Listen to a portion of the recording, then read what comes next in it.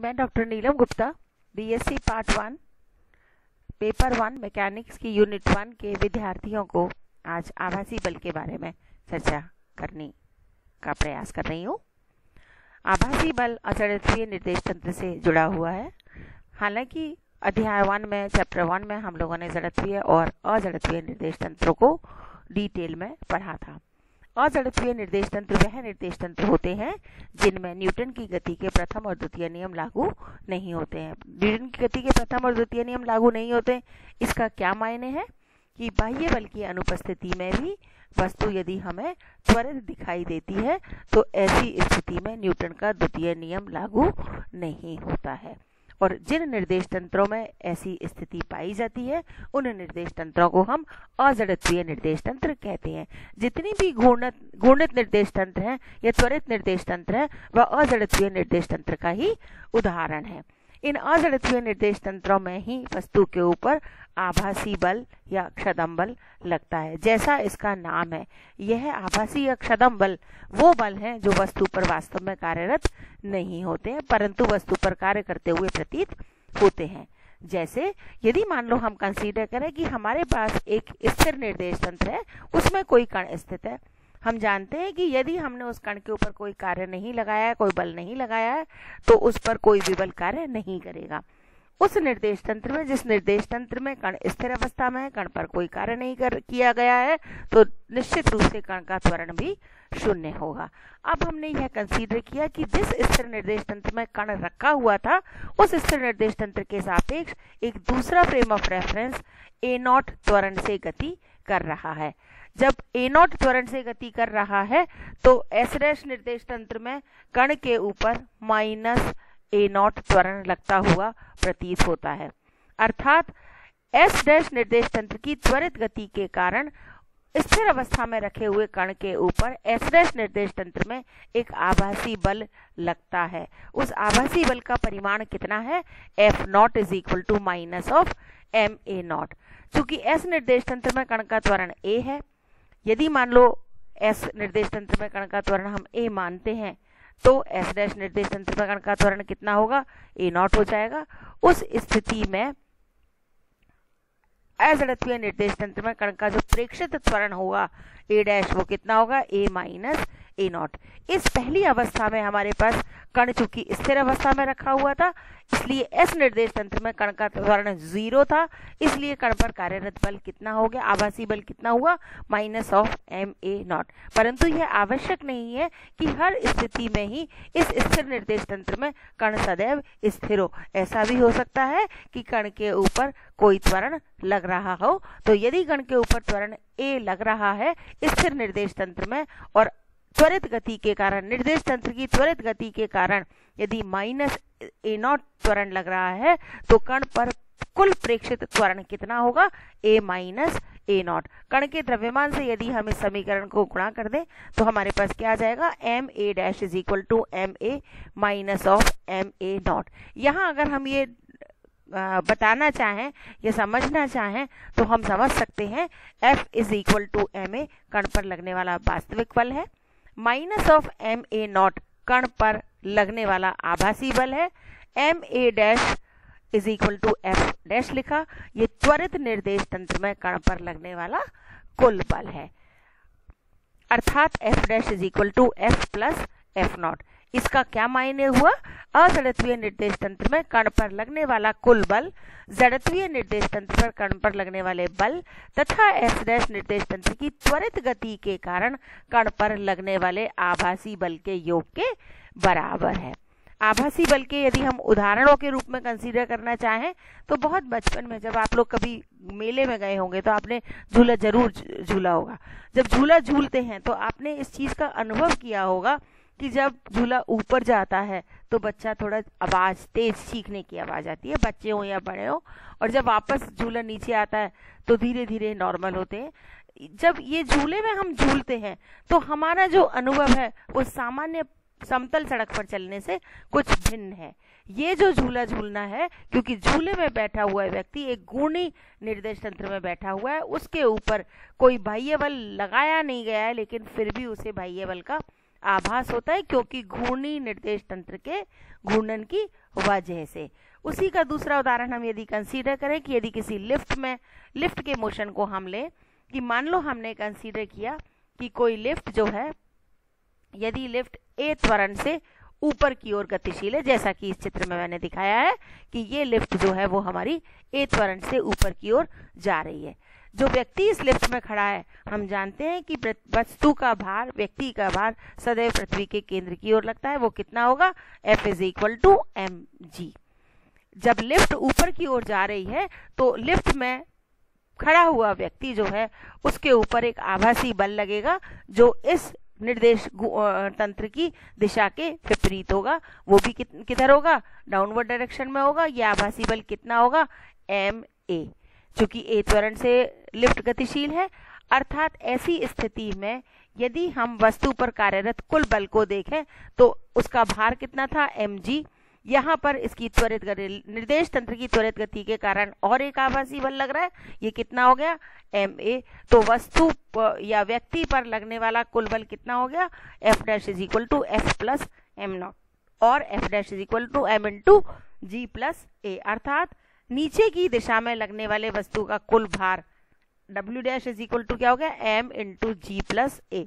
यदि मान लो इस व्यक्ति का मशीन के द्वारा हम द्रव्यमान पढ़ें तो कितना हो जाएगा? m' = m × 1 + a/g और भार कितना हो जाएगा? W' = w × 1 + a/g। इसका मतलब व्यक्ति को अपने भार में वृद्धि प्रतीत होगी। इसी प्रकार यदि हम इसको दूसरा उदाहरण देखें कि हम किसी ग्राउंड फ्लोर से किसी 16वीं मंजिल पर पहुंच गए, अब हमें वापस नीचे आना है तो लिफ्ट को नीचे की ओर चलना होगा। उस स्थिति में हमने कंसीडर किया कि यदि लिफ्ट ए त्वरण से ऊर्ध्वाधर नीचे की ओर गतिशील है तो जो भी व्यक्ति लिफ्ट में खड़ा है उसका भार तो अभी भी नीचे लगेगा, लेकिन इस लिफ्ट की गति के कारण, त्वरित गति के कारण एक आभासी बल व्यक्ति के भार के विपरीत दिशा में लगेगा। वो कितना होगा? ma'। इस स्थिति में लिफ्ट में खड़े आदमी के ऊपर जो कुल बल होगा वो कितना होगा? F' = F + f0 और F' = mg - ma। Why we put the negative sign over here? Because the weight of the person is acting towards the center of the earth and this fictitious acceleration or pseudo force is acting opposite to the weight of the person. So that is why we have put the negative sign over here. So here F' = m × g - a or effective weight is equal to W' = w × 1 - a/g। ऐसी स्थिति में व्यक्ति को अपने भार में कुछ कमी महसूस होगी। अब हम कंसीडर करते हैं कि सेंट्रीफ्यूगल फोर्स क्या होता है, अपकेंद्रीय बल क्या होता है। यदि मान लो हमने कंसीडर किया कि कोई m द्रव्यमान का एक कण है जो r त्रिज्या के वृत्ताकार पथ में ओमेगा कोणीय वेग से गति करता है, तो हम जानते हैं कि उसके ऊपर केंद्र की ओर जो बल कार्य करेगा वह कितना होगा? m⍵² r। यदि हम यह माने कि यदि इस कण से एक निर्देश तंत्र S' जुड़ा हुआ मान ले तो उस निर्देश तंत्र का वृत्त के केंद्र की ओर त्वरण कितना हो जाएगा? ω² r। ऐसी स्थिति में उस अजड़त्वीय निर्देश तंत्र में वस्तु पर लगने वाला आभासी बल कितना होगा? -m⍵² r। और यह आभासी बल जो अभिकेंद्रीय बल के बराबर है लेकिन दिशा में विपरीत है, जिसको कि हम अपकेंद्रीय बल कहते हैं। अतः अपकेंद्रीय बल भी हमारा एक आभासी बल है जो वृत्तीय पथ में गतिशील कण पर वास्तव में कार्य नहीं करता है, परंतु कण के साथ जुड़े त्वरित निर्देश तंत्र के कारण कण पर लगता हुआ प्रतीत होता है। अपकेंद्रीय बल की दिशा हम देख सकते हैं सदैव वृत्त के केंद्र के बाहर की ओर होती है। अब हम निकालना चाहेंगे कि यदि कोई एक समान कोणीय वेग से कोई घूर्णित निर्देश तंत्र है तो उसके रूपांतरण समीकरणों को हम किस प्रकार से व्यक्त कर सकते हैं। मान लो हमने कंसीडर किया कि हमारे पास एक निर्देश तंत्र है जो किसी एक अक्ष के सापेक्ष घूर्णन कर रहा है। हमने माना कि यह हमारा S एक जड़त्वीय निर्देश तंत्र है जिसकी x अक्ष, y अक्ष और z अक्ष है, और दूसरा निर्देश तंत्र हमारे पास r निर्देश तंत्र है जिसको हम रोटेटरी फ्रेम ऑफ रेफरेंस कहते हैं। यह रोटेटरी फ्रेम ऑफ रेफरेंस हमारा θ = ωt थीटा कोणीय theta is equal to omega t से घूर्णन कर रहा है। कोई कण बिंदु P पर स्थित है जिसके S निर्देश तंत्र में निर्देशांक x y z है। x y और z अक्ष के अनुदिश एकांक सदिश i j और k कैप है। इस P बिंदु के R निर्देश तंत्र में निर्देशांक हमने व्यक्त किए हैं x डैश y डैश और z डैश से। यदि हम वेक्टर OP को लिखना चाहें, मतलब इस कण P का S निर्देश तंत्र में स्थिति सदिश लिखना चाहें, तो OP इसका स्थिति सदिश होगा OP is equal to R is equal to xi plus yj plus zk। उसी तरह से हम इसका R निर्देश तंत्र में भी स्थिति सदिश लिख सकते हैं। R निर्देश तंत्र में भी इसका स्थिति सदिश OP ही होगा, क्योंकि दोनों निर्देश तंत्रों के मूल बिंदु सदैव एक ही स्थान पर स्थित हैं। So OP is equal to R is equal to R dash is equal to x dash i dash plus y dash z dash plus z dash k dash. i dash z dash और k dash R निर्देश तंत्र में एकांक सदिश हैं जिनके मान समय के साथ परिवर्तित हो रहे हैं। अब हमने इस समीकरण 2 का समय के सापेक्ष डिफरेंशिएशन कर दिया। So v is equal to dr upon dt is equal to, this is a product of two variable quantities x dash as well as i dash. So dx dash upon dt into i dash plus dy dash upon dt into z dash plus dz dash upon dt into k dash plus x dash di dash upon dt plus y dash dz dash upon dt plus z dash dk dash upon dt। अब हमने consider किया कि यदि निर्देश तंत्र S में किसी differentiation operator को हम d अपॉन dt से रिप्रेजेंट करें, तो घूर्णी निर्देश तंत्र में हमने उसी डिफरेंशियल ऑपरेटर को d डैश अपॉन dt से व्यक्त किया। तो घूर्णी निर्देश तंत्र में जो कण का वेग है वो हमने क्या लिखा, v dash is equal to d dash r upon dt is equal to, चूंकि r डैश के बराबर है तो हमने इसको लिख दिया d dash r dash upon dt is equal to dx dash upon dt plus i into i dash plus dy dash upon dt into z dash plus dz dash upon dt into k dash. i j k एकांक सदिश है जो एक समान कोणीय वेग omega से घूर्णन कर रहे हैं। अर्थात यदि मान लो हम ये कंसीडर करें कि हमारे पास एक एकांक सदिश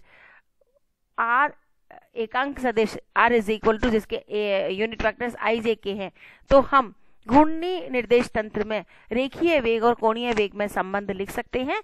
v is equal to omega cross r, v is equal to omega cross r, v is equal to हम लिख सकते हैं dr upon dt is equal to omega cross r। अब हमारे पास ये जो r है, r सदिश है, हमने कंसीडर किया कि r सदिश हमारे पास एकांक परिमाण का है जिसके स्थिति सदिश i dash plus z dash plus k dash है। तो इस समीकरण में हम r is equal to i dash plus z dash plus k dash यदि रखते हैं तो इस समीकरण का स्वरूप क्या हो जाएगा, di dash upon dt is equal to omega cross i dash, dz dash upon dt is equal to omega cross z dash, dk dash upon dt is equal to omega cross k dash. अब हमने समीकरण 4 और समीकरण 6 से मान समीकरण 3 में रख दिए। तो dr upon dt is equal to d dash r upon dt plus omega cross i dash into x dash plus omega cross z dash into y dash plus omega cross k dash into z dash. अब हमने लिखा dr upon dt is equal to d dash r upon dt plus omega हमने common ले लिया, with in the bracket हमारे पास क्या आ गया, x dash i dash plus y dash, यहाँ देखिए ओमेगा हमने कॉमन ले लिया, omega cross with in the bracket हमारे पास बचना चाहिए x dash i dash plus y dash z dash plus z dash k dash, यही हमने ये लिखा है। और this x dash i dash plus z dash y dash plus k dash z dash is equal to r or r dash. So this is equal to omega cross r. This dr upon dt is the rate of change of position vector of the particle in s frame of reference. So this is the velocity of the particle. It is represented by v. d dash r upon dt, it is also the velocity of same particle, but it is in the rotating frame of reference. So this is equal to v dash plus omega cross r, or v dash is equal to v minus omega cross are.